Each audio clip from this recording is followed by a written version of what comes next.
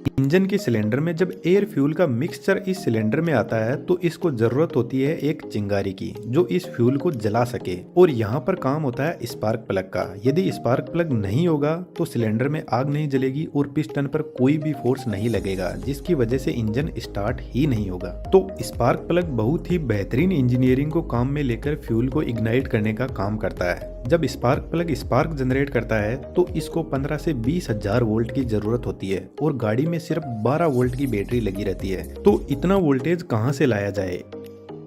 इसके लिए spark plug को इतना वोल्टेज देने का काम करती है इग्निशन कोयल। इग्निशन कोयल एक ट्रांसफॉर्मर ही होता है जो बैटरी से मिल रहे 12 वोल्ट को बहुत हाई वोल्टेज में बदल देता है। इस कोयल के बीच में एक आयरन की कोर होती है कुछ इस टाइप की, और इस कोर के चारों तरफ सबसे पहले प्राइमरी वाइंडिंग को सेट किया जाता है। प्राइमरी वाइंडिंग में सिर्फ और सिर्फ 200 से 300 टर्न ही होते हैं।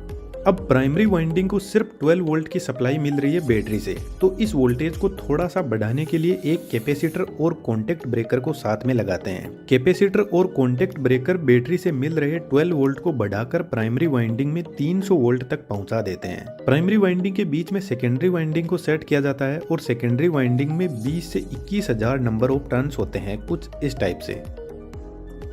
दोस्तों, नंबर ऑफ टर्न से आपको कंफ्यूज नहीं होना है। जब वायर को एक राउंड लगा दिया जाता है तो एक टर्न हो जाता है, दो लगा दिए जाते हैं तो दो टर्न हो जाते हैं। इस तरीके से सेकेंडरी वाइंडिंग में 20 से 21 हजार टर्न होते हैं, और जब हम वाइंडिंग को बनाते हैं उस टाइम इनको फिक्स कर लेते हैं कि कितने टर्न हमें कौन सी वाइंडिंग में लगाने हैं। जब प्राइमरी वाइंडिंग में बैटरी से सप्लाई दी जाती है तो इसके पास में मैग्नेटिक फील्ड जनरेट होगा, और magnetic field line secondary winding के पास में भी पहुंचेगी और सेकेंडरी वाइंडिंग में भी करंट फ्लो होने लग जाएगा। जब हमने वेल्डिंग ट्रांसफार्मर के बारे में बात की थी तो इस वीडियो में मैंने इस कैलकुलेशन के बारे में बताया था, और हल्का सा मैं फिर से बता रहा हूँ, तो आप इस वीडियो को एक बार जरूर से देखना। एक सिंपल सा फॉर्मूला होता है जिसमें प्राइमरी वाइंडिंग में नंबर ऑफ टर्न्स है 300, यही N1 है, और सेकेंडरी वाइंडिंग में नंबर ऑफ टर्न्स है 21,000, यही N2 है। प्राइमरी वाइंडिंग का वोल्टेज V1 300 वोल्ट है और सेकेंडरी वाइंडिंग में वोल्टेज हमें निकालना है। सिंपल सी कैलकुलेशन करने पर हमें वोल्टेज मिल जाएगा 21,000 वोल्ट। इस तरीके से इग्निशन कोयल बैटरी से 12 वोल्ट को लेकर 21,000 वोल्ट तक बढ़ा देती है, और यह वोल्टेज जाता है स्पार्क प्लग के पास में जो सिलेंडर के ऊपर लगा रहता है। स्पार्क प्लग के बीच में सेंटर इलेक्ट्रोड होता है। यह इलेक्ट्रोड निकेल या प्लेटिनम का बना होता है, और इसी इलेक्ट्रोड से 21,000 या इससे भी ज्यादा वोल्टेज फ्लो करता है। और आज के टाइम में आपको पता है गाड़ियों में बहुत सारे फंक्शन होते हैं, ब्लूटूथ कनेक्टिविटी, इंटरनेट फैसिलिटी, और इन वायरलेस फंक्शन की इलेक्ट्रोमैग्नेटिक या रेडियो वेव भी होती है, और यह वेव इस हाई वोल्टेज को इंटरफेरेंस कर सकती है। इसलिए इस सेंटर इलेक्ट्रोड के बीच में एक रेजिस्टेंस लगा रहता है जो बाहर से मिल रहे एक्सटर्नल इंटरफेरेंस को खत्म करने का काम करता है। 21,000 वोल्ट बहुत ज्यादा है, तो यह कार में बैठे हुए लोगों को नुकसान पहुंचा सकता है। इसलिए सेंटर इलेक्ट्रोड के चारों तरफ एल्यूमिनियम ऑक्साइड सेरेमिक से बना हुआ इंसुलेटर लगा रहता है। यह इंसुलेटर हाई प्रेशर और टेम्परेचर को सहन कर सकता है, क्योंकि जब स्पार्क प्लग स्पार्क क्रिएट करता है तो सिलेंडर के अंदर फ्यूल और एयर का मिक्सचर जलता है, जिससे एक धमाका होता है, और इस धमाके में कंप्रेस हुई गैसेस पिस्टन पर फोर्स लगाती है और पिस्टन नीचे की तरफ जाता है, और पिस्टन क्रैंकशाफ्ट पर फोर्स लगाता है और क्रैंकशाफ्ट रोटेट करने लग जाती है।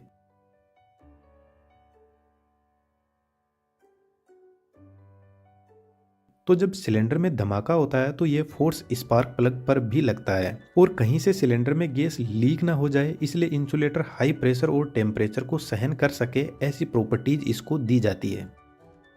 इंसुलेटर के चारों तरफ ग्राउंड इलेक्ट्रोड लगा रहता है जो लोहे का बना होता है, और ग्राउंड इलेक्ट्रोड के चारों तरफ थ्रेड्स भी बने रहते हैं जो सिलेंडर के ऊपर स्पार्क प्लग को टाइट करने में काम आते हैं।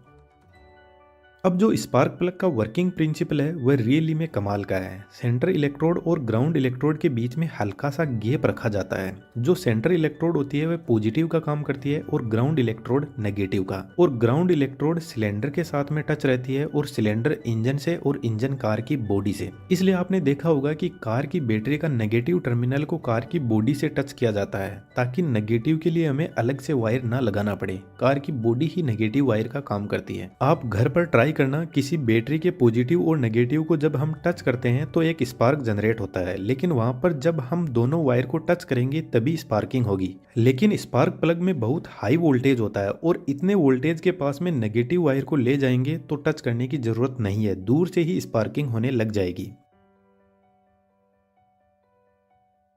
तो जब सिलेंडर के अंदर एयर फ्यूल का मिक्सचर ऊपर की तरफ कंप्रेस हो जाता है तब स्पार्क प्लग में सप्लाई दी जाती है, और जैसे ही सप्लाई दी जाएगी तो एक जबरदस्त स्पार्क क्रिएट होगी और यही स्पार्क फ्यूल में आग लगा देगी और स्पार्क प्लग की सप्लाई बंद कर दी जाएगी।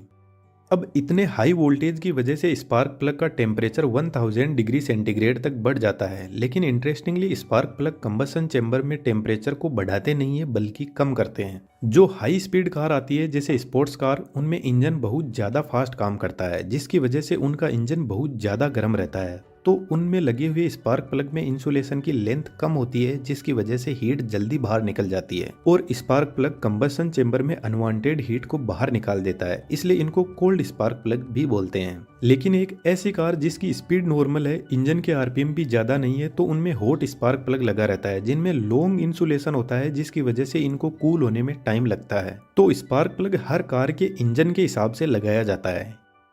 स्पार्क प्लग की एक लाइफ होती है। जिन स्पार्क प्लग में सेंटर इलेक्ट्रोड निकेल की लगी रहती है उनमें 30,000 किलोमीटर के बाद में स्पार्क प्लग को बदलना। प्लग के आग लगाते ही काम शुरू होता है पिस्टन और सिलेंडर का।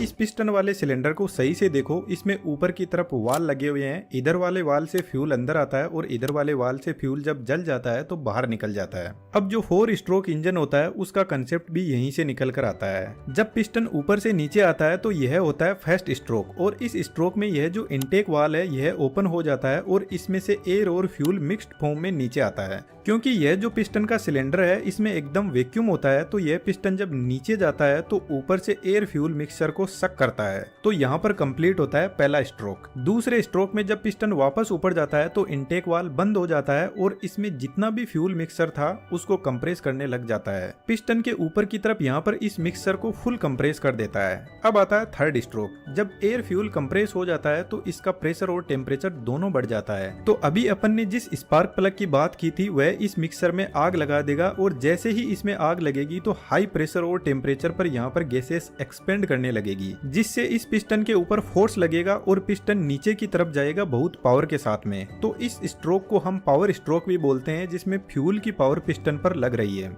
अब लास्ट में आता है फोर्थ स्ट्रोक। इसमें जो फ्यूल था वह तो जल गया, तो अब उसका यहाँ पर सिर्फ एग्जॉस्ट मटेरियल बचा हुआ है। तो इधर वाला एग्जॉस्ट वाल्व ओपन होता है और जब पिस्टन ऊपर की तरफ जाएगा तो यहाँ पर जली हुई जो भी गैसेस है उनको बाहर निकाल दिया जाता है। तो एक्चुअल में जब 4 स्ट्रोक पूरे हुए तब जाकर हमें एक पावर स्ट्रोक मिला, और 3 स्ट्रोक में पिस्टन ने फ्यूल को सक किया, कंप्रेस किया और एग्जिट किया। यानी हमारी जो क्रैंकशाफ्ट है जब 2 बार अपना रोटेशन पूरा करती है तब जाकर यहाँ पर 4 स्ट्रोक पूरे होते हैं और हमें सिर्फ एक पावर स्ट्रोक मिलता है। तो जब 4 स्टेप में फ्यूल की एक प्रोसेस पूरी होती है तो उसको हम 4 स्ट्रोक इंजन बोलते हैं। अब मान लो हमारे इंजन में ऐसे ही 4 पिस्टन 4 अलग अलग सिलेंडर में लगे हुए हैं, तो हम ऐसा कह सकते हैं कि चारों सिलेंडर में से किसी एक सिलेंडर में पावर स्ट्रोक अवेलेबल रहता है। तो जितने गाड़ी में पिस्टन होते हैं उतने ही गाड़ी के सिलेंडर होते हैं। 8 पिस्टन तो गाड़ी हमारी 8 सिलेंडर हो जाएगी। तो जहाँ हाई पावर की जरूरत होती है वहाँ पर हमें सिलेंडर बढ़ाने पड़ते हैं। अब फ्यूल जलने के बाद में साइलेंसर का काम स्टार्ट होता है, जो एक गजब की इंजीनियरिंग है। सिलेंडर के ऊपर आप देखोगे 2 वाल लगे रहते हैं। एक वाल से एयर और फ्यूल का मिक्सचर अंदर आता है, इस वाल को इनटेक वाल बोलते हैं। और जब फ्यूल बर्न हो जाता है तो एग्जॉस्ट वाल ओपन होता है और जो भी जली हुई गैसेस है उनको बाहर निकाल दिया जाता है, और यह गैस जाती है साइलेंसर के पास में। जब यह गैस सिलेंडर से बाहर निकलती है तो इसका टेम्परेचर बहुत ज्यादा हाई होता है, 800 डिग्री सेंटीग्रेड, और ऊपर से इस गैस में बहुत सारी हार्मफुल गैसेस भी होती है। जब स्पार्क प्लग फ्यूल को जलाता है तो सिलेंडर के अंदर एक धमाका होता है जिसकी वजह से नॉइस भी बहुत ज़्यादा होती है। तो साइलेंसर नॉइस को भी कंट्रोल करता है। सिलेंडर से निकलने के बाद गैस इन पाइप से होते हुए सबसे पहले कैटालिटिक कन्वर्टर के पास में पहुंचती है। इसको शॉर्ट में कैट भी बोलते हैं। लेकिन कैट से पहले एक बहुत इंपॉर्टेंट सेंसर लगा रहता है जिसका नाम है ऑक्सीजन सेंसर। यह सेंसर एग्जॉस्ट गैस में ऑक्सीजन लेवल को मेजर करता है और इस इंफॉर्मेशन को गाड़ी का जो कंप्यूटर है जिसको ECU बोलते हैं उसको देता है, और ECU इनटेक वाल्व से जो एयर और फ्यूल का मिक्सचर आ रहा है उसको कंट्रोल करता है। कई बार होता है कि सिलेंडर के अंदर फ्यूल सही से नहीं जल पाता है और गाड़ी से फिर काला धुआं बाहर निकलता है। तो ऑक्सीजन सेंसर ईसीयू को बताता है कि फ्यूल सही से नहीं जल रहा है क्योंकि ऑक्सीजन प्रॉपर सप्लाई नहीं हो रही है सिलेंडर के अंदर। तो ईसीयू फिर ऑक्सीजन की सप्लाई बढ़ाता है और ऑक्सीजन के साथ में फ्यूल का मिक्सचर थोड़ा कम कर देता है। यदि यह सेंसर खराब होता है तो गाड़ी का माइलेज भी खराब होता है। ऑक्सीजन सिलेंडर से होते हुए गैस कैटालिटिक कन्वर्टर के पास में पहुंचती है। कैट सिलेंडर के पास में ही लगा रहता है क्योंकि इसको काम करने के लिए हाई टेम्परेचर की जरूरत पड़ती है। तो जब गैस कैट के पास पहुंचती है तो इसका टेम्परेचर 400 डिग्री सेंटीग्रेड होता है। इससे कम टेम्परेचर में यह काम नहीं करता। इस कन्वर्टर के अंदर बहुत सारे ऐसे डक्ट बने रहते हैं और यह डक्ट प्लेटिनम, रोडियम और पैलेडियम जैसी महंगी मेटल से बने रहते हैं। इसलिए कैटालिटिक कन्वर्टर गाड़ी का एक कॉस्टली इक्विपमेंट होता है। जब सिलेंडर से गैस बाहर निकलती है तो उसमें बहुत हार्मफुल गैस होती है जैसे नाइट्रोजन ऑक्साइड, हाइड्रोकार्बन और कार्बन मोनोऑक्साइड। जब यह गैस कैट के इन डक्ट से होते हुए बाहर निकलती है तो यह रिएक्शन करके लेस हार्मफुल गैसेस जैसे नाइट्रोजन, वाटर और कार्बन डाइऑक्साइड में बदल जाती है। इसलिए आपने कई बार देखा होगा कि गाड़ियों के साइलेंसर में से पानी निकलता है क्योंकि कैटालिटिक कन्वर्टर में जब रिएक्शन होती है तो हाइड्रोकार्बन ऑक्सीजन से रिएक्शन करके वाटर और कार्बन डाइऑक्साइड में कन्वर्ट हो जाता है। कैट कन्वर्टर के आगे एक और ऑक्सीजन सेंसर लगा रहता है। यह सेंसर भी ऑक्सीजन सेंस करके ईसीयू को देता है और ईसीयू इस डेटा को फर्स्ट ऑक्सीजन सेंसर से कंपेयर करती है और चेक किया जाता है कि कहीं फर्स्ट सेंसर कोई मिस्टेक तो नहीं कर रहा है। इसके बाद में कैटालिटिक कन्वर्टर एक महंगा इक्विपमेंट होता है, इसलिए second oxygen sensor catalytic converter की एक्यूरेसी भी चेक करता है। और जब कैट कन्वर्टर खराब हो जाता है तो इन्हीं सेंसर के डेटा कंपैरिजन से हमें गाड़ी की स्क्रीन पर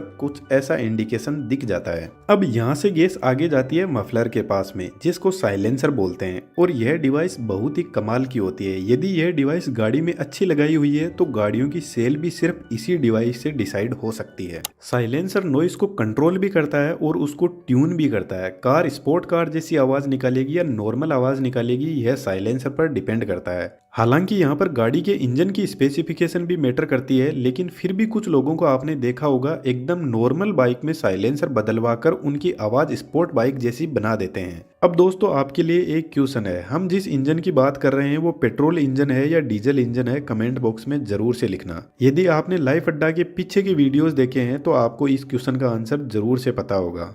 साइलेंसर के अंदर अलग अलग चेंबर बने रहते हैं जिनको बेफल्स बोलते हैं। यहाँ पर एक बहुत इंपॉर्टेंट कंसेप्ट आने वाला है, ध्यान से सुनना। साइलेंसर के पास में गैस भी आ रही है और नॉइस भी आ रही है और साइलेंसर को गैस के साथ में कोई छेड़छाड़ नहीं करनी है, बस इसकी नॉइस को रिड्यूस करना है। तो जब गैस साइलेंसर के अंदर एंटर होती है तो अंदर की तरफ आप इस चेंबर में देखोगे कि इस पाइप के चारों तरफ होल्स बने रहते हैं और इन होल का पर्पज एक ही है, गैस सीधी आगे पास हो जाए और नॉइस इन होल से निकलकर दोनों बेफल्स के अंदर फंस जाए। चलो थोड़ा इसको सिंपल करते हैं। इस पाइप से होते हुए गैस और साउंड वेव इस चेंबर में पहुंचती है। गैस सीधे आगे निकल जाएगी कुछ ऐसे और साउंड वेव दोनों तरफ बेफल्स की दीवारों से टकराएगी, कभी इधर से कभी उधर से, कुछ इस तरीके से। तो सबसे पहले तो यह कुछ अपनी एनर्जी लॉस करेगी क्योंकि साउंड वेव सिर्फ एक वाइब्रेशन होता है और यह वाइब्रेशन जब साइलेंसर की दीवारों से टकराएगी तो इनमें ट्रांसफर हो जाता है। तो आपने देखा होगा कि गाड़ी का साइलेंसर बहुत ज्यादा वाइब्रेट भी करता है साउंड वेव की वजह से। और असल में साउंड वेव कैसे जनरेट होती है इस वीडियो से आप समझ सकते हो।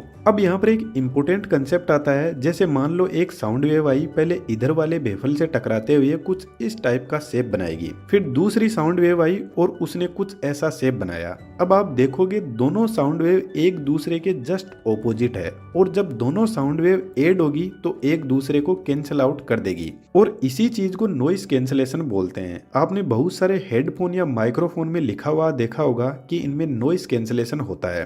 तो उनका बेसिक मतलब यही होता है कि उनमें चेंबर्स बने रहते हैं और मेन साउंड के अलावा जो एक्स्ट्रा साउंड होती है उसकी ऑपोजिट साउंड वेव को प्ले करके उसको कैंसिल आउट कर दिया जाता है। तो साइलेंसर के अंदर बेफल्स की डिजाइन भी इसी तरीके से होती है। यहाँ पर ऑपोजिट साउंड वेव को स्ट्राइक करवाकर उनको कैंसिल आउट कर दिया जाता है। अब आप यहाँ पर देखोगे कि यह जो चेंबर है इसमें गैस अंदर तो आ रही है लेकिन इससे कोई बाहर एग्जिट का ऑप्शन नहीं है। तो यह एक एयर रिजर्वोयर की तरह काम करता है और जब साउंड वेव इसमें आती है तो साउंड वेव की फ्रीक्वेंसी और यहाँ पर पड़ी हुई एयर की नेचुरल फ्रीक्वेंसी जब मैच हो जाती है तो रेजोनेंस फ्रीक्वेंसी क्रिएट होती है। अब रेजोनेंस क्या होता है, जैसे एक साउंड वेव फ्रीक्वेंसी है और जब ये नेचुरल फ्रीक्वेंसी से मैच होती है तो एकदम हाई साउंड वेव जनरेट होती है, इसी को रेजोनेंस फ्रीक्वेंसी बोलते हैं। और यह जो हमें पीक साउंड मिली है इसी से गाड़ियों की आवाज बदल जाती है। तो यह चेंबर गाड़ियों की आवाज को ट्यून करता है और एक बेहतर आवाज निकालता है और इस चेंबर को हेल्महोल्ट्ज चेंबर बोलते हैं। फिर इसके बाद में साउंड वेव इधर से होते हुए इस चेंबर में पहुंचेगी और यहाँ पर भी सेम वही प्रोसेस होगी नॉइस कैंसिलेशन की। तो हेल्महोल्ट्ज चेंबर नॉइस को ट्यून करते हैं और बेफल्स नॉइस कैंसिलेशन करते हैं। हमने जो मफलर की बात की है वह एक टर्बो मफलर है जो आजकल मोस्टली यूज होता है। इस तरीके से इन सभी चेंबर में नॉइस कैंसिलेशन का काम होता है और फाइनली गैस बाहर निकलती है। अब कुछ गाड़ियों में 2 मफलर भी होते हैं, कुछ में एक ही होता है। यह गाड़ी के इंजन पर डिपेंड करता है और मफलर से गैस टेल पाइप से होते हुए बाहर निकल जाती है और जब गैस बाहर निकलती है तो इसका टेम्परेचर 100 डिग्री सेंटीग्रेड तक पहुंच जाता है। अब यदि आपने थोड़ा सा अपने दिमाग पे जोर डाला हो तो आपको समझ आया होगा कि यह तो एक रनिंग इंजन की कहानी है। यह जितने भी इंजन होते हैं ये सेल्फ स्टार्ट नहीं होते हैं, इनको स्टार्ट हमें स्टार्टर मोटर से करवाना पड़ता है या फिर ऐसे रस्सी से घुमाना पड़ता है। तो जब हम गाड़ी स्टार्ट करते हैं तो गाड़ी में बैठकर स्विच को ऑन करते हैं और सिर्फ 1 या 2 सेकंड में हमारी गाड़ी स्टार्ट हो जाती है। एक्चुअल में जब हम स्विच को ऑन करते हैं तो गाड़ी का जो स्विच होता है वह स्टार्टर मोटर और जो बैटरी है उसका इलेक्ट्रिक सर्किट को क्लोज करता है। तो जैसे ही सर्किट क्लोज होता है तो स्टार्टर मोटर इस फ्लाईव्हील को रोटेट करवाना शुरू कर देगी और यह फ्लाईव्हील जुड़ा रहता है क्रैंकशाफ्ट से। जो स्टार्टर मोटर होती है यह बहुत पावरफुल मोटर होती है जिसका नाम pre engage type starter motor है। इस मोटर के ऊपर यह जो एक छोटी सी डिवाइस लगी है इसका नाम सोलेनोइड है। इस सोलेनोइड में इलेक्ट्रोमैग्नेट लगी होती है। तो जब हम गाड़ी का स्विच ऑन करते हैं तो सबसे पहले बैटरी की सप्लाई इस सोलेनोइड को मिलती है। सोलेनोइड के अंदर प्लंजर होता है तो सप्लाई मिलते ही इसमें लगी इलेक्ट्रोमैग्नेट एक्टिवेट होती है और प्लंजर को पीछे की तरफ खींचती है और जैसे ही प्लंजर पीछे आता है तो पीछे से इस स्विच को क्लोज कर देता है और जैसे ही स्विच क्लोज होता है तो मोटर घूमना शुरू कर देती है। अब यहाँ पे आपके दिमाग में एक क्वेश्चन और आया होगा कि इस मोटर को डायरेक्ट क्यों नहीं घुमाया जाता, इस सोलेनोइड को बीच में क्यों काम में लिया जाता है। वह इसलिए क्योंकि जब यह मोटर इंजन को रोटेट करवाती है तो इसको बहुत ज्यादा टॉर्क की जरूरत पड़ती है, इसलिए इस मोटर को ज्यादा करंट चाहिए होता है तो बीच में हम सोलेनोइड यूज करते हैं और सोलेनोइड बहुत कम करंट से ही एक्टिवेट हो जाता है। दूसरा इसका रीजन यह भी है कि यदि हेवी करंट कार के स्विच से फ्लो होगा तो हमें बहुत थिक वायर की जरूरत पड़ेगी, बैटरी से स्विच के लिए और स्विच से मोटर के लिए, और इतने करंट को एक्सेप्ट कर सके इसलिए हमें एक बहुत बड़ा स्विच बनाना होगा और यह मैकेनिकली पॉसिबल नहीं है, इसलिए सोलेनोइड को काम में लिया जाता है। जब यह मोटर इंजन को स्टार्ट कर देती है तो यह बंद हो जाती है और अपना कनेक्शन इस फ्लाईव्हील से दूर कर लेती है। जब यह प्लंजर पीछे की तरफ जाता है तो आगे से जो मोटर का गियर है उसको फ्लाईव्हील से कनेक्ट कर देता है और जैसे ही हम स्विच को छोड़ते हैं गाड़ी स्टार्ट होने के बाद तो यह प्लंजर वापस अपनी नॉर्मल पोजीशन में आ जाता है और गियर को फ्लाईव्हील से हटा लेता है। इंजन को स्टार्ट करने के बाद में मोटर इसलिए अपने आप को दूर कर लेती है क्योंकि इंजन स्टार्ट होने के बाद में उसकी स्पीड बहुत ज्यादा होती है और यह मोटर हाई टॉर्क मोटर होती है, हाई स्पीड नहीं होती है, अदरवाइज तो यह खुद ही खराब हो जाएगी। और जैसे ही इंजन स्टार्ट होता है इसके बाद में spark plug, piston, cylinder, silencer सब का काम शुरू हो जाता है। तो दोस्तों यह एक इंजन की वर्किंग का कंप्लीट मैकेनिज्म है। मेरे ख्याल से आपको समझ आया होगा। कमेंट में जरूर से बताइएगा आपको यह वीडियो कैसा लगा। हम